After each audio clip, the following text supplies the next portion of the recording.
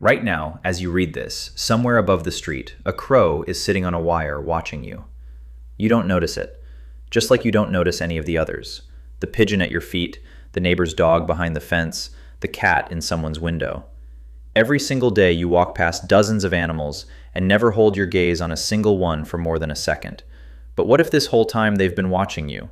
What if every creature you walked past today memorized your face, your smell, the way you walk, and already decided what kind of person you are?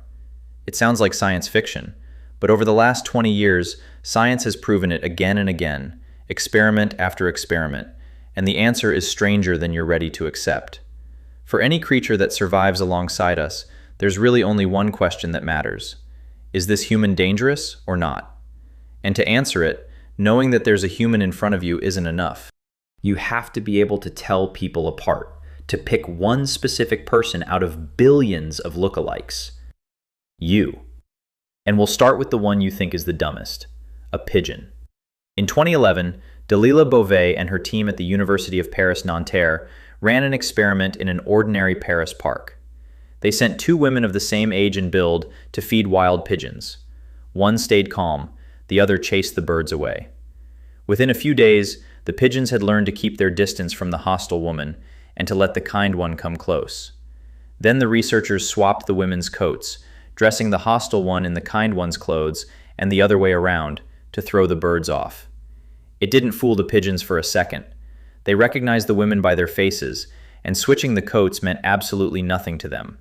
If a street pigeon, the thing you write off as a rat with wings, is keeping a file on you, then what are the smarter animals doing? For example, a dog goes even further. It doesn't just know your face, it sizes you up.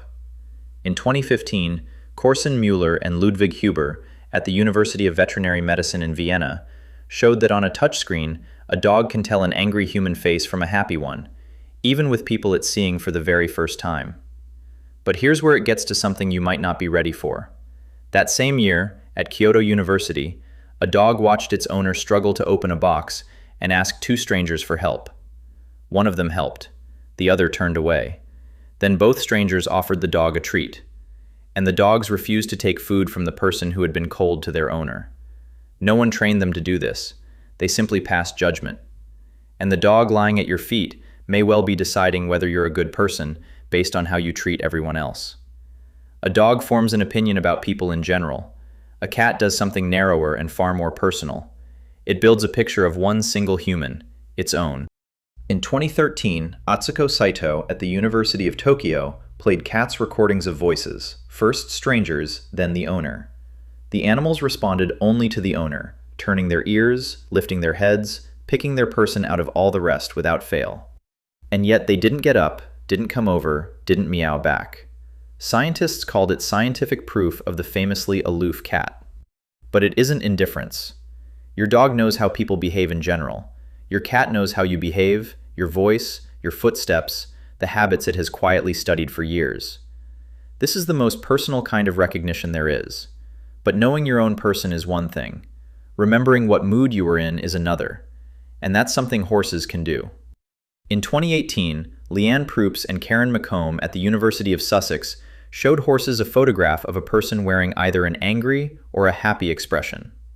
A few hours later, they brought that same person back, now with a calm, neutral face. The horses that had earlier seen the angry photo looked at the person with their left eye, the one wired to the part of the brain that handles threat, and they stayed wary. They remembered a human's emotion from a single photograph and held on to it hours later. This is the first mammal in which scientists have ever found that ability.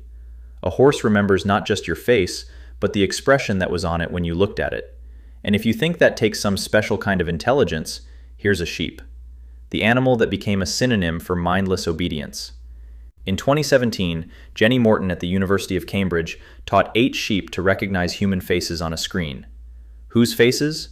Barack Obama's, Emma Watson's, ABBC news anchors. The sheep picked the right familiar face about 8 times out of 10, and they recognized their own handler with no training at all, simply because they'd seen him before. If a sheep can pick Obama out of a lineup of photographs, then where exactly is the line for who can tell us apart? This is where the story stops being about mammals and warm blood. An octopus, A creature so far from us that its mind is almost alien, spread out across 8 arms. In 2010, Roland Anderson ran an experiment at the Seattle Aquarium. For 2 weeks, 2 people approached 8 giant octopuses. One always fed them. The other always poked them with a bristly stick. And here's the crucial detail. Both wore the exact same aquarium uniform, not a single clue from clothing, which means the only way to tell them apart was the people themselves. The face, the build, the way each one moved. After 2 weeks, the octopuses greeted the 2 of them in completely different ways. Toward the kind one, they reached out their arms. From the mean one, they recoiled, changed the color of their skin, and aimed a jet of water at him from their funnel.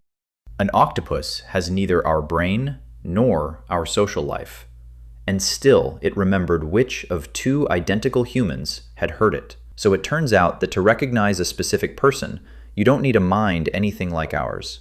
You just need to be alive next to us. And still, the absolute champions are crows.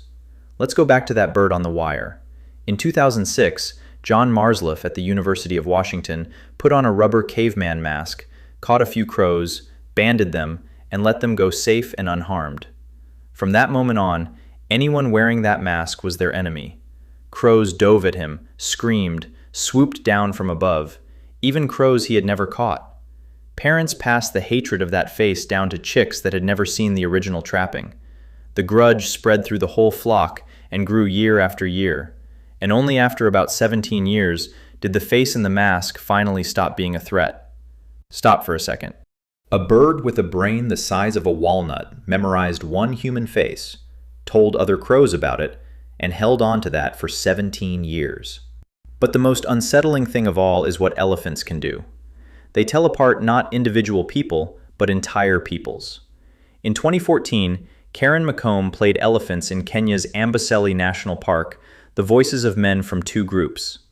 The Maasai are herders who have sometimes come into deadly clashes with elephants over grazing land and water.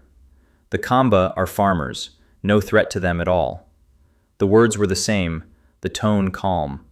But on hearing the voice of an adult Maasai man, the elephants pulled into a tight defensive circle and raised their trunks to sniff the air. To the Kamba voice, they barely reacted. More than that, they told men apart from women and children, because it was the adult men who took part in those clashes. The elephants had built an entire map of humanity inside their heads, a map of exactly which kind of human means danger. And here's where we should stop, because there's a line honest scientists draw themselves. When a crow remembers your face for years, that isn't a grudge in the human sense. It's a cold note in its memory. This threat is back. The animal isn't lying awake at night thinking about you. It's just watching you, very, very closely.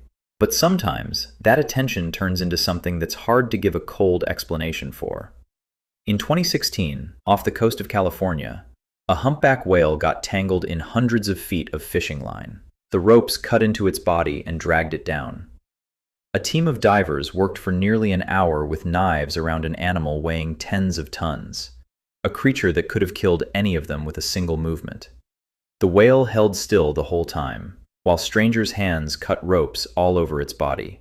And when the last line fell away, it didn't disappear into the deep. It turned and began slowly swimming up to each diver, one at a time, nudging them with its nose, diving under them, surfacing close by again. One of them said it was the most incredible moment of his life, as if the whale were going around to each of them, one by one, to make sure everyone understood. And it told them apart, the very people who, just an hour earlier, had been cutting ropes off its body. Scientists don't know what it felt in those moments. We'll probably never know. It could have vanished in a single flick of its tail, but it didn't, even though there was nothing left holding it there. And here's what's truly strange about all of this. We spend our whole lives playing a part. We dress, we choose our words, we build an image, all to make other people like us. On a crow, that doesn't work. On an octopus, that doesn't work. On that whale, it didn't work. They see the version of you that exists before you decide what to show. Your smell, the way you walk, the way you move when you think no one is measuring you. Now go back to that crow on the wire. You walked past it and forgot it a second later. It didn't. Somewhere right now, dozens of creatures you walked past today are carrying an image of you in their heads. They already know whether you're dangerous or kind, and they update that knowledge every time you show up in their sight again. We were always sure that we were the ones watching the animals, but the whole time they were watching us. They know who we are, and we never even noticed we'd been asked.